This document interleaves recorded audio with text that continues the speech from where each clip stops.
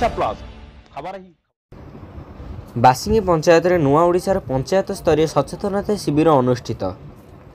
बामनघाटी उपखंड बहलदा ब्लॉक बासिंगी पंचायतर परिसर में नुआ ओडिशा कार्यक्रम पंचायत स्तरीय सचेतनता शिविर सभापति पंचायत सरपंच माही मुर्मू अध्यक्षतार अनुष्ठित हो जाइछि।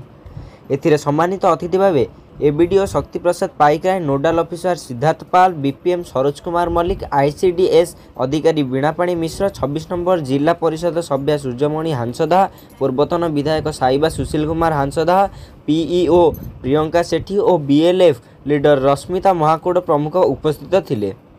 सभा प्रारंभ पूर्व दासकाटिया दल आम सरकार विभिन्न उन्नतिमूलक कार्य संपर्क में लोकमानक सचेतना कलापर अतिथिगण को पुष्पगुच्छ और उत्तरीय दे सम्मानित करा जायतिला।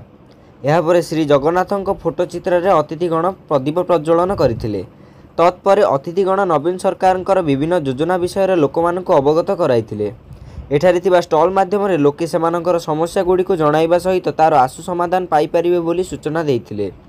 विभिन्न लाइन रो आसीथिबा ऑफिसरगण सरकार योजना संपर्क पर वक्तव्य प्रदान करथिले। उक्त भव्य कार्यक्रम में ओडिशार प्रति पंचायतर उन्नतिर पुस्तिका उन्मोचित होगा पर एलसीडी वीडियो माध्यम यार छवि को प्रदर्शित करा जायतिला।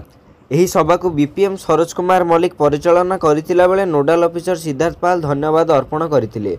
उक्त सभा बासिंग ग्रामवासी वृंद, आशाकर्मी, अंगनवाड़ी कर्मी, स्वास्थ्यकर्मी तथा विभिन्न लाइन आसीथिबा ऑफिसरगण जोग देइथिले। सभा शेष में सांस्कृतिक कार्यक्रम परिवेषण होइतिला। रायरंगपुर श्यामलंदु परिडांक रिपोर्ट, ओडिशा प्लस।